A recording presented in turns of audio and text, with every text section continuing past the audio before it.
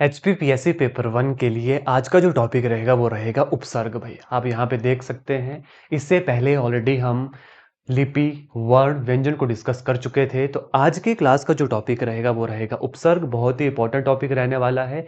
आप चाहे फिर असिस्टेंट प्रोफेसर के लिए प्रिपेयर कर रहे हो या आने वाले अपकमिंग पीजीटी कमीशन के लिए प्रिपेयर कर रहे हो, एचपीपीएससी के द्वारा जितने भी एग्जाम करवाए जाते हैं उसमें पेपर वन सभी के लिए सेम रहता है। तो आज का जो टॉपिक रहेगा उपसर्ग रहेगा। तो चलिए भाई बिना वक्त गवाए आज के सेशन को शुरू करते हैं। मेरा नाम नितेश भारद्वाज है और आप सभी पोस्ट अप्रोच अकेडमी के एस्पायरेंट्स हैं। आज की इस क्लास का जो टॉपिक रहेगा एचपीपीएससी पेपर वन में जो उपसर्ग हिंदी में हमारे लिए अवेलेबल है उसको हम डिस्कस करेंगे। इस क्लास को लगाने के बाद आपको कहीं और जाने की जरूरत नहीं पड़ेगी, सिर्फ और सिर्फ बस प्रैक्टिस करनी है। तो चलो भाई कॉपी पेन ले लीजिएगा, बिना वक्त गवाए आज के सेशन को शुरू करते हैं। देखते हैं सबसे पहले थोड़ी सी ना डेफिनेशन पता होनी चाहिए उपसर्ग की। अब उपसर्ग के साथ साथ वैसे प्रत्यय का नाम भी जुड़ता है, लेकिन टॉपिक में सिर्फ उपसर्ग लिखा गया है, प्रत्यय मेंशन नहीं किया गया है। तो हम उपसर्ग के ऊपर थोड़ा ज्यादा फोकस करेंगे और प्रत्यय को एक नजर लगा लेंगे। भाई देखो उपसर्ग क्या मतलब होता है, बड़े ध्यान से देखना। उपसर्ग का मतलब होता है कि शब्द के पहले जुड़ना। तो पहले यहां पर मैं लिख रहा हूं, आपको मैं शॉर्ट ट्रिक्स भी यहां पे बताऊंगा कि कैसे छांटी जाती है चीजें। एंड तक बने रहिएगा, एक एक बात को सुनिएगा। उपसर्ग मैंने कहा किसी शब्द के पहले जो लगता है। उपसर्ग के दो नाम और हैं भाई। उपशब्द को व्यव्य भी कहते हैं, उपसर्ग को शब्दांश भी बच्चों कहा जाता है। तो ये भी आपने याद रखना है। और किसी भी शब्द की ये पहले लगती है और पहले लगने पे ये उस शब्द के अर्थ को भी चेंज कर देती है। तो ये याद आपने रखना है, अर्थ को बदल देती है, अर्थ को बदल देती है। उपसर्ग क्या है? एक ऐसा शब्द है जो किसी भी शब्द के बिल्कुल शुरू में लगता है और उस शब्द के अर्थ को चेंज कर देता है, वो उपसर्ग कहलाता है। इस बात को ध्यान से सुनना, ये आपके बहुत काम आने वाला है। मोस्ट कॉमन ऐसे उपसर्ग हैं जो बार बार आपके एग्जाम में पूछे जाते हैं, उनके ऊपर एक नजर लगाओ। आ, अव, अप, अधि, अभि, अधि, अति, अनु, सु, सम, नी, निस, नित, ति, दुस, दुर, प्रति, परि, प्र, परा। ये आपको क्रैम नहीं करने हैं, बस इनको एक बार पढ़ लेना है। आप देखिएगा कितना बेनिफिट आपको इससे एग्जाम में मिलेगा। अब इनको एक बार पढ़ लेना, इनको क्रैम नहीं करना है। ये मोस्ट कॉमनली उपसर्ग हैं जो बार बार एग्जाम में रिपीट होते हैं। अब ना थोड़ा सा प्रत्यय के ऊपर एक हम प्रकाश डाल देते हैं, थोड़ा सा प्रत्यय को भी जान लेते हैं। देखो भाई प्रत्यय में जो आपसे एग्जाम में क्वेश्चन पूछा जा सकता है वो उसके टाइप्स के ऊपर पूछा जा सकता है। दो टाइप्स आपने याद रखने हैं, कृत प्रत्यय याद रखना है और तद्धित प्रत्यय याद रखना है। आपको क्वेश्चन बनेगा कि धातु के अंत में प्रत्यय होती है ऐसे वर्ड जो किसी शब्द के अंत में लगता है। तो आपसे क्वेश्चन पूछा जाएगा कि धातु के अंत में जो प्रत्यय लगते हैं उन्हें क्या कहते हैं। आपका आंसर होगा कृत प्रत्यय। ये क्वेश्चन ना काफी बार पूछा गया है। तो आपने दो वर्ड याद रखने, क्रिया और इसके साथ साथ ये धातु। क्रिया और धातु के अंत में जो शब्द लगते हैं उन्हें कौन से प्रत्यय कहते हैं? कृत प्रत्यय कहते हैं। और सर्वनाम और विशेषण के अंत में जो शब्द लगते हैं उन्हें तद्धित प्रत्यय कहते हैं। बस ये दो नाम और याद रखने हैं अपने, कृत प्रत्यय धातु और क्रिया के अंत में लगते हैं, और तद्धित प्रत्यय सर्वनाम और विशेषण के अंत में जो प्रत्यय लगते हैं उनको तद्धित प्रत्यय कहते हैं। अब बाकी हम जितनी भी बात करेंगे वो सिर्फ और सिर्फ उपसर्ग के रहेगी। फिर से सुनना, उपसर्ग क्या होता है? यह ऐसे शब्द हैं जो किसी भी शब्द के बिल्कुल पहले लगेंगे। अव्यव्य और शब्दांश भी इनका नाम है। ये अर्थ को ही बदल देते हैं, ये आपने याद रखना। और एक ट्रिक आपको बताऊंगा, जब भी आपको या प्रत्यय पूछी गई हो या उपसर्ग पूछा गया हो, आपको मूल शब्द ढूंढना है। मूल शब्द के अलावा देखना है वहां पर और कौन सा वर्ड है वो या तो उसका उपसर्ग कहलाएगा अगर शुरू में होगा, प्रत्यय कहलाएगा या तो एंड में होगा। ये आपको तभी पता चलेगा जब अब हम इसके एमसीक्यूज करेंगे। एमसीक्यू से ना बहुत सारी चीजें आपकी क्लियर करवाऊंगा। बस इससे ज्यादा थ्योरी उपसर्ग में पढ़ने की आपको बिल्कुल भी आवश्यकता नहीं है। पहला क्वेश्चन पढ़ लो, अधिकारी में उपसर्ग कौन सा है? मैंने कहा था ना कि जब भी कोई वर्ड आएगा वहां पर मूल शब्द ढूंढना है। जैसे अधिकारी है भाई, अधिकारी का जो मूल शब्द होता है बच्चों वो कार होता है, ये याद रखना। ये है मूल शब्द हमारा। तो इसके पीछे क्या लगा? अधि लगा। अधि धनकार धन ई, ये लगता है, ये बनता है अधिकारी। अधि धनकार धन ई। अधि जो पहले लगता है वो है ऑप्शन नंबर दूसरा, हमारा यहाँ पे मिसप्रिंट हो गया है। तो ये है हमारा क्या? उपसर्ग। और ये ई क्या है? ये शब्द के एंड में लगता है, ये प्रत्यय कहलाता है। आपको सिर्फ और सिर्फ मूल शब्द छांटना है, बस काम खत्म। ये है एक ट्रिक आपकी। और अधि प्रत्यय वाले, अधि उपसर्ग वाले और भी हमारे पास क्वेश्चन बन सकते हैं। जैसे ये हो गया अधिकारी, इसके अलावा लिख लीजिएगा इनको, अधिलाभ, इसमें भी अधि प्रत्यय है। इसके अलावा अधिकारण, अधिकारण ये भी हमारा अधि प्रत्यय वाला शब्द है। अधिराज्य, अधिराज्य। अब देखो भाई, राज्य मूल शब्द है, अधि उसमें लगा तो अधिराज्य बना। कारण मूल शब्द है, अधिकारण बना। लाभ मूल शब्द है, अधिलाभ बना। कार मूल शब्द था तो अधिकार बना। और अधिकारी ई प्रत्यय भी साथ में जुड़ा तो ये अधिकारी बना। तो हमारा उपसर्ग क्या है इन सभी वाक्य में? अधिलाभ, अधिकारण, अधिराज्य, अधिकारी में। तो इन सभी में हमारा जो उपसर्ग है बच्चों वो है अधि। ऑप्शन नंबर ये जो दूसरा है ये आपने याद रखना है। और इसके साथ साथ ये जितने एक्स्ट्रा वर्ड लिखवा रहा हूं ये बहुत इंपॉर्टेंट है, वेरियस एग्जामिनेशन में पूछे गए हैं। आ जाओ भाई दूसरे एमसीक्यूज के ऊपर। निम्नलिखित में से किस शब्द में अ उपसर्ग नहीं लगा है? नंबर 1 उपसर्ग क्या होता है? जो पहले लगता है। और आपको बस मूल शब्द वहां पे देखना है, मूल शब्द आपको वहां पर देखना है। जैसे अकथ, मूल शब्द है कथ, कहना, उसमें लगा अकथ, इसमें तो अ उपसर्ग है भाई। अभेद, मूल शब्द है भेद, और अ लगा, अभेद। भेदने के पूरे मीनिंग को उसने चेंज कर दिया, उपसर्ग पहले लगता है तो अधन भेद, अभेद बन गया। अधन कथ, अकथ बन गया। अचूक, चूक वर्ड होता है, मूल शब्द चूक है, उसके साथ अ लगा तो अधन चूक बना अचूक। अनुज, अनुज पूरा का पूरा मूल शब्द है अनुज, तो इसमें कोई भी उपसर्ग नहीं लगा हुआ है। अनुज का मूल शब्द क्या है? नुज नहीं है कोई शब्द, अनुज आपस में पूरा का पूरा मूल शब्द है। तो आई होप आपको एक आइडिया लग रहा होगा कि कैसे आप उपसर्ग छांटोगे एग्जाम में। कई बार बड़ा कंफ्यूजन लगता है, जैसे ये देख लो भाई, हर जगह अ दिख रहा है आपको, तो आपको ना मूल शब्द देखना है। अनुज पूरा का पूरा मूल शब्द है, तो अनुज में कोई भी उपसर्ग नहीं लगा। जहां पर अकथ में कथ है, अभेद में भेद मूल शब्द है, फिर लगा अधन भेद, फिर उसके बाद हमारा मूल शब्द लगा। आई होप आप ये पॉइंट पकड़ पा रहे होंगे कि मैं क्या कह रहा हूं, कैसे आपको उपसर्ग छांटना है। अब देखते हैं तीसरा एमसीक्यूज, क्या आप इसका आंसर कर पाओगे? निम्नलिखित में से किस शब्द में नी प्रत्यय नहीं लगा है? नी प्रत्यय नहीं लगा है। वैसे तो प्रत्यय सिलेबस में नहीं है, लेकिन देख लेंगे भाई, थोड़ा सा देख लेंगे। सबसे पहला है शेरनी। तो शेरनी क्या हो गया भाई? देखो, शेर मूल शब्द है और उसके बाद शेर धन नी, उसके बाद नी जुड़ा हमारे पास, तो लास्ट में जो जुड़ता है वो प्रत्यय कहलाता है। मोरनी, मूल शब्द क्या है? मोर है, मूर्धन्यनी, ये मोरनी, यहां पे भी प्रत्यय लगा हुआ है। नौकरानी, नौकर का मूल शब्द क्या है बच्चों? नौकर जमा आनी, ये नौकरानी बना। नौकर जमा आनी, अब नौकरा तो कोई शब्द नहीं होता, मूल शब्द होता है नौकर, फिर आनी जुड़ा, फिर बना नौकरानी, और है कुटनी, मूल शब्द है कूट, धननी, कूटनी। अब देखो यहां पे नी प्रत्यय, यहां पे नी प्रत्यय, यहां पे नी प्रत्यय, यहां पे आनी प्रत्यय है। आनी प्रत्यय है, हमसे यही तो पूछा गया था कि कहां पर नी प्रत्यय नहीं लगा। नी प्रत्यय नहीं लगा तो भाई नौकरानी में नी प्रत्यय नहीं लगा है। आई होप आप ये पॉइंट समझ पा रहे हैं जो मैं आपको समझाना चाहता हूं, कि आपको बस मूल शब्द छांटना है। मूल शब्द अगर आपने छांट लिया तो फिर आपका काम हो गया भाई। मूल शब्द अगर आपने छांट लिया फिर आपका काम हो गया। नेक्स्ट एमसीक्यू के ऊपर अब आपको लेकर चलूंगा, देखेंगे। मैंने कहा ना, आज ये 25 से 30 मिनट की क्लास आपको पूरा उपसर्ग प्रत्यय सिखाकर चली जाएगी। इसके बाद आपको बस सिर्फ और सिर्फ करनी है, प्रैक्टिस करनी है। और इससे पहले जितनी क्लासेस मैं ले चुका हूं उन सभी की पीडीएफ टेलीग्राम के ऊपर अवेलेबल हो गई है। डिस्क्रिप्शन में लिंक मिल जाएगा, टेलीग्राम को ज्वाइन कर लो। उपसर्ग वो शब्दांश है, मैंने कहा ना उपसर्ग को शब्दांश भी कहते हैं, अव्यय भी कहते हैं, अव्यय भी कहते हैं। किसी शब्द के बाद में जुड़ता है वो प्रत्यय कहलाता है। किसी शब्द के मध्य में जुड़ता है, जी नहीं मध्य में कुछ नहीं है। किसी शब्द के आगे जुड़ता है, यस भाई, option number 3 will be the right answer for this question, कि किसी भी शब्द के आगे जुड़ता है वो उपसर्ग कहलाता है। बस काम खत्म हो गया, आसान है। नेक्स्ट क्वेश्चन देखो, अध्यक्ष में कौन सा उपसर्ग है? अध्यक्ष में कौन सा उपसर्ग है? तो अध्यक्ष का ना पहले मूल शब्द पता होना चाहिए। मूल शब्द क्या होता है अध्यक्ष का? अक्ष, अक्ष क्या होता है? मूल शब्द होता है। तो इसमें क्या जुड़ता है? अधि जमा अक्ष, ये बनता है अध्यक्ष। तो मूल शब्द हमारा अक्स होता है, अक्स में अधि जुड़ता है तब वो अध्यक्ष बनता है। तो हमारा उपसर्ग क्या निकल गया बच्चों? हमारा उपसर्ग निकल गया ऑप्शन नंबर 1 यानी कि अधि will be the right answer.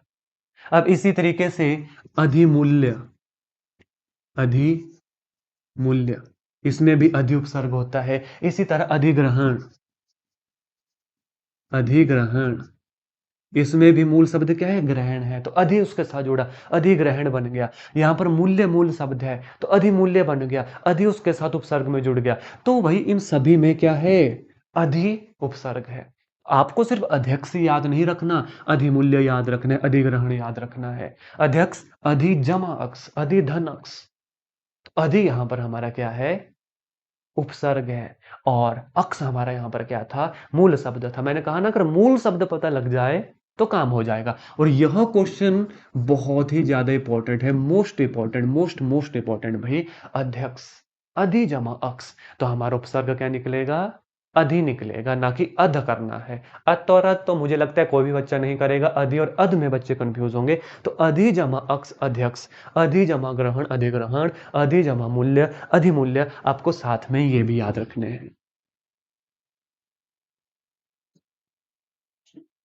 Next MCQ देखिएगा, संग्राम में उपसर्ग बताए भाई। संग्राम, जब भी बिंदी आपको दिखे, बच्चों को कंफ्यूजन आएगा सन और सम में। जब भी बिंदी आपको दिखे आपको सीधा आंसर सम कर देना है, लेकिन विद हलंत होने दे, सन नहीं करना है, सम करना है। तो option number 2 will be the right answer for this question. तो जो हमारा उपसर्ग होगा, जैसे संग्राम है, जैसे क्या है भाई? हमारे पास है संग्राम, तो जैसे ही यह बिंदी दिखी आपका सीधा उपसर्ग कहां पे जाएगा? सम के ऊपर जाएगा। तो ये याद रखना। ऑप्शन नंबर कौन सा है? ऑप्शन नंबर दूसरा will be the right answer for this question. संग्राम न नहीं करना है, म करना है, सम करना है विद हलंत। Option number 2 will be the सही जवाब।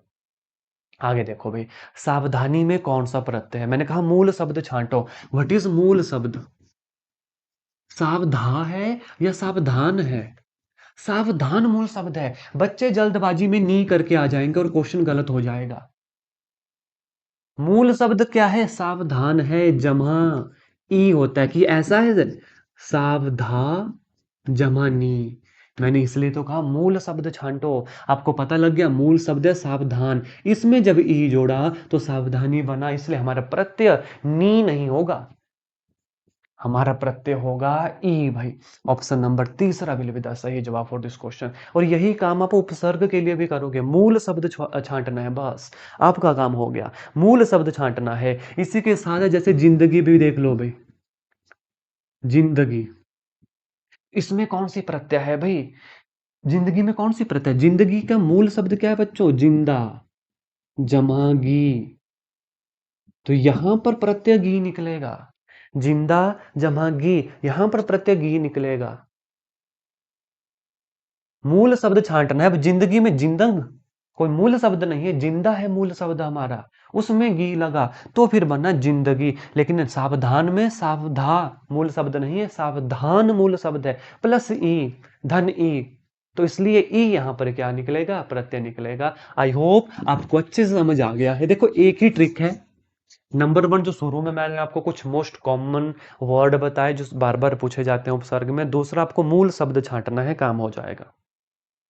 और बाकी यहाँ भी प्रैक्टिस से बिना बात नहीं बनेगी, प्रैक्टिस तो करना पड़ेगी। अभी बहुत एमसीक्यूज हैं आपके लिए, बहुत ही ज्यादा। आप देखना इस क्लास के बाद कभी क्वेश्चन उपसर्ग और प्रत्यय से गलत नहीं होगा, स्पेसिफिकली उपसर्ग से। जिंदगी में कौन सा प्रत्यय है? अभी जिंदगी, अभी मैंने आपको बताया जिंदगी, जिंदा जमागी, मूल शब्द जिंदा है, अंत में प्रत्यय लगता है तो गी लगा। तो ऑप्शन नंबर 1 हमारा यहाँ पे सही जवाब है। यहाँ पे ई नहीं करना है, मूल शब्द छांटना है, क्योंकि सावधानी में सावधान मूल शब्द था। तो बस ये याद रखना, मूल शब्द क्या निकल रहा है हमारा, काम हो जाएगा। आगे चलो, हमें अपशब्द नहीं बोलना चाहिए व्याकरण की दृष्टि से। रेखांकित शब्द क्या है?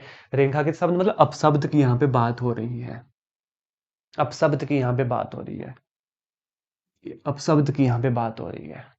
हमें अपशब्द नहीं बोलने हैं बच्चों, हमें अपशब्द नहीं बोलने हैं। क्या है अपशब्द? विशेषण है, संज्ञा है, उपसर्ग है। अपशब्द भाई शब्द है मूल शब्द, इसके साथ अप धन शब्द, अप पीछे जुड़ा तो क्या कहलाया? उपसर्ग कहलाया। शब्द के साथ जब अप जुड़ा तो पूरा अर्थ ही चेंज हो गया, शब्द हो गए शब्द और अपशब्द हो गई गलत बातें। तो क्या है ये? ऑप्शन नंबर तीसरा, दैट इज उपसर्ग विल बी द सही जवाब फॉर दिस क्वेश्चन। क्या होगा? उपसर्ग यहां पर सही जवाब होगा। आई होप क्वेश्चन आपको अच्छे से समझ आ गया। आपको सिर्फ फिर से कहूंगा, मूल शब्द छांटना है और इस चैनल को सब्सक्राइब करना है। चलो भाई आगे लेकर चलूंगा। क्वेश्चन नंबर 10th पढ़ो। आगमन में उपसर्ग बताओ। अब तो आप इसका आंसर कर लोगे। बताओ मुझे, आगमन मूल शब्द, मूल शब्द क्या है इसमें आगमन में? गमन, बिल्कुल ठीक। आधन गमन इज आगमन, तो आ हमारे पास उपसर्ग हो गया। कौन सा? ऑप्शन नंबर एक। कौन सा? ऑप्शन नंबर एक। इसी तरीके से आजन्म, आधन जन्म क्या हो गया? आजन्म हो गया। ये भी क्या है? उपसर्ग है हमारे पास। क्या आ गया? आ गया। इसी तरीके से आमरण, आधन मरण, ये आमरण हो गया।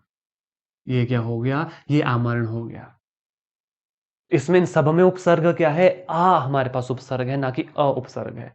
मैंने कहा ना आपको सिर्फ मूल शब्द देखना है। अब अगमन नहीं है मूल शब्द, गमन मूल शब्द है। गमन के साथ आ जुड़ा तो वो उपसर्ग आ बना हमारा। दैट इज ऑप्शन नंबर है। उसी तरीके से आजन्म, उसी तरीके से आमरण। तो एक शब्द के साथ साथ मैं और भी तीन चार चार शब्द आपको बता रहा हूं। यहीं से एग्जाम में देखना क्वेश्चन जरूर पुट होगा। अगर यहां से नहीं हुआ तो इसी तरीके का क्वेश्चन आएगा। अगर आपने यह क्लास अच्छे से पूरी देख ली, फिर आप खुद देखना, आराम से आप एग्जाम में आंसर कर लोगे। उपसर्ग बताए अतीन्द्रिय। उपसर्ग बताओ अतीन्द्रिय। व्हाट इज उपसर्ग? वे जो शब्द के पहले जुड़ता है और शब्द के अर्थ को बदल देता है, अतीन्द्रिय। अब आप खुद सोचो, अतीन्द्रिय में मूल शब्द क्या होना चाहिए? क्या तीन्द्रिय? कुछ सुना है ऐसा? इंद्रिय के आसपास आपने कुछ सुना हुआ है? इंद्रियां हमारी अतीन्द्रिय। तो बड़े ध्यान से सुनना। अति धन इंद्रिय, अतीन्द्रिय। अति धन इंद्रिय, इंद्रिय हमारा अतीन्द्रिय बना। तो अति धन, option number A will be the right answer for this question. ये कुछ टिपिकल वर्ड्स हैं जो आपको अच्छे से देखने हैं। यही तो फायदा है, ऐसे तो क्वेश्चन पूछे जाएंगे। यही तो फायदा है आपका इस क्लास को अटेंड करने का, कि कुछ नए शब्द भी आप ऐसे सीखें कि जो एग्जाम में आप अगर इन केस आ गए तो आपका काम हो जाएगा। अब आप बड़े ध्यान से देखो, यहाँ पे छोटी ई, यहाँ पे छोटी ई, तो जब ई जमा ई आपस में मिलती है तो बड़ी ई बनाती है। तो यहाँ पे है वो अतीन्द्रिय। अभी देखो आपके सिलेबस में ना संधि विच्छेद इन्होंने नहीं डाला हुआ है। अदरवाइज आपको ना ये शब्द तोड़ना आना चाहिए। मूल शब्द से अगर आपने अलग करना सीख लिया तो काम आपका हो जाएगा। ठीक है, तो यह है अति जमा इंद्रिय, अतीन्द्रिय। ई जमा ई बनता है कैपिटल ई, इसलिए यहाँ पे भी छोटी ई, यहाँ पे भी छोटी, तब जाके वो बड़ी ई बनती है भाई, अतीन्द्रिय। अति है तो अति जमा इंद्रिय, अतीन्द्रिय। तो उपसर्ग क्या है हमारा? अति हमारा उपसर्ग है। अति हमारा उपसर्ग है। चलो नेक्स्ट क्वेश्चन। धातु के अंत में जोड़ने वाले प्रत्यय को क्या कहते हैं? मैंने अभी आपको बताया, धातु और क्रिया। धातु और क्रिया के अंत में जो जुड़ते हैं उनको कृत प्रत्यय कहते हैं। कौन सा है? ऑप्शन नंबर दूसरा हमारा। और तीसरा क्या है? तद्धित प्रत्यय। भाई ये कहाँ कहाँ होते हैं? सर्वनाम और विशेषण के अंत में, और विशेषण के अंत में जिन प्रत्ययों को जोड़ा जाता है वो तद्धित प्रत्यय कहलाते हैं। आपको ये याद रखने, इन्हें नोट डाउन कर लो भाई, इन्हें नोट डाउन कर लो। आगे चलो। ब उपसर्ग किस में है? व्हाट इज उपसर्ग? जो पहले लगेगा। कौन सा उपसर्ग की बात हो रही है बच्चों? ब उपसर्ग की बात हो रही है। सबसे पहले है बदबू। बदबू, बदबू में मूल शब्द क्या है? बू। बू मतलब कोई, कुछ नाक ने जो स्मेल किया, बू। फिर बू के पीछे लगा बद। बदबू में देखो, बू के पीछे लगा बद, हलंत प्लस बू।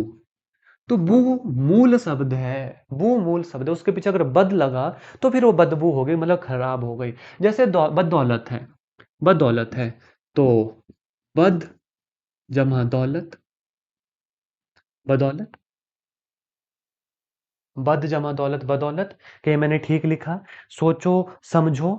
बद होगा जी नहीं, यहां पे ब जमा दौलत बदौलत होगा, क्योंकि दौलत है मूल शब्द हमारा। बदबू में बू मूल शब्द था। बदनाम में नाम हमारा मूल शब्द है, तो उसके पीछे बद लगा, विद हलंत लगता है। बदनाम, बद हजमी, हजमी हमारे पास, या हजम हमारा मूल शब्द है, उसके पीछे बद लगा, विद हलंत। और ये जो बद शब्द है, ये जो बद शब्द है, ये उर्दू फारसी भाषा का शब्द है, ये भी याद रखना। कई बार ये क्वेश्चन भी पूछा जाता है, ये भी इंपॉर्टेंट है। वेरियस एग्जाम में ये वाला क्वेश्चन पूछा गया है अभी, जहां पे हिंदी पूछी जाती है। तो बदबू, बद जमा बू, बदबू होती है। उसके बाद हमारा बदौलत है। ब जमा दौलत, हमसे ब उपसर्ग किसमें पूछा है? सब में बद उपसर्ग है। बद हजमी, बद जमा हजमी, और बदनाम, बद जमा नाम, सब में ब उपसर्ग है बच्चों, सब में ब उपसर्ग है, एक्सेप्ट बदौलत। दैट इज ऑप्शन नंबर दूसरा will be the right answer. सभी में बद उपसर्ग है, बदौलत में सिर्फ ब हमारे पास क्या है? उपसर्ग है। ये अपने याद रखना, ब जमा दौलत, बदौलत, बदौलत नहीं है ये, बद जमा दौलत नहीं, क्योंकि इसमें मूल शब्द ही हमारा दौलत है। यहाँ पे मूल शब्द नाम है, बस मूल शब्द देखना है हमें। जैसे बू मूल शब्द है, दौलत नाम, और हजम ये है मूल शब्द हमारा। फिर उसके पीछे बद लगा, उसके पीछे ब लगा, मूल शब्द अगर ढूंढ लिया तो काम हो गया। और ये भी याद रखना, बद हमारा उर्दू फारसी का शब्द है, आपको ये पता होना चाहिए। आई होप ये क्वेश्चन भी अच्छे से क्लियर हो गया कि हमसे पूछा क्या था, ब उपसर्ग किस में है। अब बदबू भी कर सकते हैं, बदौलत भी कर सकते थे, लेकिन मूल शब्द देखो, वहां पे बू है, यहाँ पे दौलत है, यहाँ पे नाम है, यहाँ पे हजम है। अब देखो ब कहाँ पे लगा है? सब में बद लगा है, बद लगा है, बद लगा है, सिर्फ बदौलत में ब जमा दौलत है, क्योंकि दौलत इज ए मूल वर्ड। काम हो जाएगा। आई होप समझ आ रहा है आपको। अब आप कैपेबल हैं अच्छे से उपसर्ग या प्रत्यय छांटने के लिए। जैसे दुकाल में कैसा उपसर्ग है, चलो इसका आंसर करो कमेंट में अभी। दुकाल, काल हमारे पास मूल शब्द है, तो कैसा उपसर्ग है भाई? काल के पीछे क्या लगा? दू जमा काल, दू लगा उपसर्ग। ये दू जो है ये हिंदी शब्द है, ये याद रखना। दू कैसा शब्द है? हिंदी शब्द है। वहीं पे बद कैसा शब्द है? यह उर्दू फारसी का शब्द है, ये भी याद रखना। ये उर्दू फारसी का शब्द है, आपको पता होना चाहिए। चलें आगे भाई, आगे चलें। तो दु काल में उपसर्ग कौन सा हुआ? दु उपसर्ग हुआ, और यह हिंदी का शब्द है, आपको पता होना चाहिए। देखो इसके अलावा भाई, पेपर वन की हमारे चैनल के ऊपर ऑलरेडी अदर क्लासेस भी चली हैं, जिससे बहुत सारे क्लासेस मैं पहले भी ले चुका हूँ। प्लेलिस्ट को विजिट करो। आफ्टर दैट आप देखेंगे कि टेलीग्राम के ऊपर भैया हमारे post approach academy by Nitesh Telegram का नाम है, उसके ऊपर हम इनकी पीडीएफ आपके लिए फ्री शेयर कर देते हैं। इन सब के लिंक डिस्क्रिप्शन में मिल जाएंगे। और अगर मैं अच्छा पढ़ा रहा हूं तो इस वीडियो को जरूर लाइक करो और कमेंट करके मुझे बताओ कि हाँ सर, हमें नेक्स्ट क्लासेस भी चाहिए, ताकि मुझे भी मोटिवेशन मिलती रहे और मैं आपको भी मोटिवेट करता रहूं। बच्चों आओ पढ़ो आगे। प्रत्याशा शब्द में उपसर्ग क्या है? प्रत्याशा, इसमें ना थोड़ा सा सोचो, मूल शब्द क्या होना चाहिए? प्रत्याशा, क्या मूल शब्द लग रहा है आपको? प्रत्याशा में आशा मूल शब्द लग रहा है, तो आशा में जब प्रति जुड़ता है, प्रति धन आशा, इट इज प्रत्याशा। प्रति धन आशा, इट इज प्रत्याशा। That is option number 3 will be the right answer, क्योंकि आशा हमारा मूल शब्द होता है।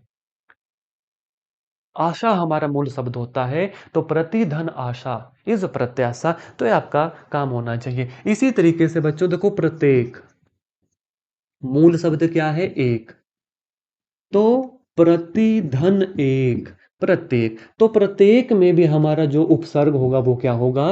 प्रति होगा।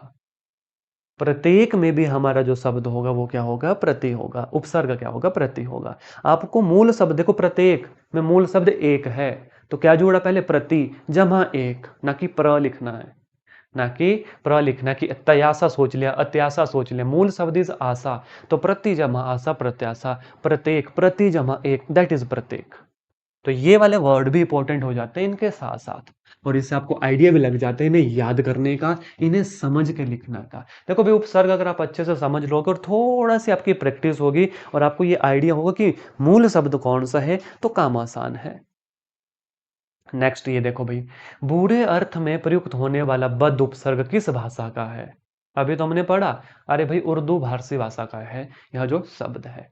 चलो भाई, और किस केस में यूज होता है भाई? बुरे के लिए, जैसे बू, बद लगा तो फिर बदबू बना, हजम फिर बद लगा फिर बद हजमी, मतलब बुरी सेंस में इस बद का जो है यूज किया जा रहा है। तो ऐसे क्वेश्चन भी कई बार बनते हैं, ऐसे क्वेश्चन भी बनते हैं कि बुरे अर्थ में प्रयुक्त होने वाला शब्द इन चार ऑप्शन में से कौन सा है, तो फिर पता होना चाहिए कि हाँ भी बद, जैसे बू था तो बद लगा तो बदबू खराब सेंस में गया, हजम होता है ठीक है हजम अच्छी बात है, तो बद हजमी खराब सेंस में वर्ड जा रहा है, तो बद का यूज एक खराब वर्ड के लिए जो है हो रहा है। तो ऐसे क्वेश्चन भी आपसे पूछे जा सकते हैं।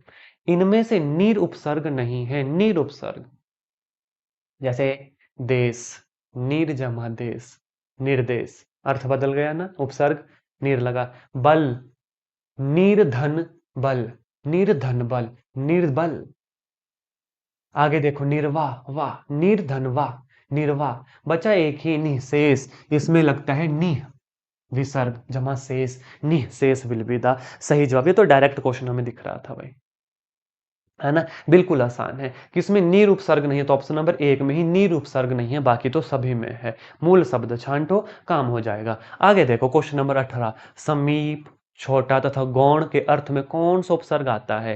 जैसे अभी बद का यूज होता है खराब सेंस में, वैसे ही समीप, छोटा तथा गौण के रूप में कौन सा आता है, उर, उत, उभ, उप, कौन सा आता है भाई, सोचो ध्यान से। इसका जो सही जवाब है वो है उत भाई, ये आता है समीप, छोटा, गौण के लिए, और बड़े और श्रेष्ठ के लिए आता है उप भाई, बड़े और श्रेष्ठ के लिए आता है उप, ये भी आपको पता होना चाहिए। बड़ा हो गया, श्रेष्ठ हो गया, जैसे कार, उपजमाकार, उपकार, अच्छी बात है भाई, उपकार अच्छी बात है। ठीक है, तो वो क्या हो गया उप, उप वर्ड का यूज होता है, उपसर्ग का यूज होता है श्रेष्ठता के लिए, बड़े के लिए, और गौण के लिए उत भाई, उत का होता है समीप, छोटा सा गौण के लिए उत का यूज होता है, ये भी आपने याद रखना है। चले आगे भाई, परिक्रमा में उपसर्ग क्या है, परिक्रमा, सोचो इसका मूल शब्द क्या होगा, सोचो फिर मुझे कमेंट करके बताओ। परिक्रमा, परि जमा क्रमा, परिधन क्रमा, तो option number 4 will be the सही जवाब। बिल्कुल सही सोचा आपने भाई, परिक्रमा, परिधन क्रमा इज द परिक्रमा, तो option number 4 will be the सही जवाब फॉर दिस क्वेश्चन। नेक्स्ट पढ़ो क्वेश्चन नंबर 20, उत से निर्मित शब्द भाई, उत से निर्मित शब्द। अब आप बोलोगे सर उत से निर्मित शब्द मतलब, अभी हमने पढ़ा उत का मतलब क्या होता है, ठीक है, लेकिन यहां पर देखो अवकाश, उपकार, अपकार, उच्चारण, उत्तजमाचारण, उच्चारण क्या होता है, उत्तजमाचारण इज उच्चारण। क्वेश्चन समझ आया या नहीं आया, समझ बोलो। ये तो सामने दिख रहा है, option number 3 will be the सही जवाब फॉर दिस क्वेश्चन। ठीक है, लेकिन ना यहाँ पे दो तीन चीज और आपको बताना भूल गए, जैसे परिक्रमा है भाई, तो परि आ गया, इसी के साथ परिजम्हा, आवरण आ गया, बट ध्यान से देखना वो भी इंपॉर्टेंट है। परिजम्हा आवरण अगर आ गया तो ये बन गया पर्यावरण, तो पर्यावरण में कौन सी उपसर्ग हो गई, परि उपसर्ग होगी, क्योंकि आवरण है मूल शब्द, तो परि जमा आवरण इज परावरण। इसी तरीके से भाई अ, जैसे परा, तो पराजय बन जाता है, ठीक है। जैसे ये ना परिक्रमा हो गया, तो परि जमा आवरण इज पर्यावरण, लेकिन साथ में जैसे उत से निर्मित शब्द कौन सा है, उत से निर्मित शब्द हमारा क्या है, उच्चारण है, उत जमाचारण, ये है उत से निर्मित शब्द हमारा। Is that clear. Next MCQ के ऊपर लेकर चलूंगा, परा जमा उपसर्ग का अर्थ, परा उपसर्ग का क्या अर्थ है, बड़े ध्यान से सोचो, भीतर, उल्टा, बाहर या आसपास। बड़े ध्यान से देखो, अगर मैं जय लिखूं, मूल शब्द जय है, जमा, पराधन जय क्या बन गया, पराजय बन गया। पहले जय थी, परा लगने पर पराजय हो गई, यानी एकदम उल्टा हो गया परा से। ठीक है, इसी तरीके से जीत होती है भाई, इसी तरीके से क्या है, जीत है, तो पराधन जीत, पराजित, पराजित, तो जैसे परा लगा जीत से, पराजित मतलब हार बन गई, तो उल्टा मतलब हुआ, तो परा उपसर्ग का अर्थ क्या है, भीतर, उल्टा, बाहर, आसपास, इसका अर्थ है उल्टा। तो ऐसे क्वेश्चन भी आपसे पूछे जा सकते हैं कि भाई कौन सा उपसर्ग किसके साथ अटैच होकर उसका मतलब क्या होता है मेजरली। जैसे बद का मतलब गंदी सेंस में जा रहा था, इससे पहले फिर हमने एक दो और पढ़े, जैसे परा उपसर्ग, देखो पराजय, जय के साथ पारा लगा तो पराजय, वो उल्टा कर दिया उसने पूरा का, जीत है भाई, जीतने वाला बंदा, जीत, पराजमा जीत, पराजित, भाई अब तो वो हार गया, पराजित हो गया वो। तो उल्टा हो रहा है मतलब, तो पर उपसर्ग का अर्थ क्या हो गया, उल्टा। That is option number 2 will be the सही जवाब।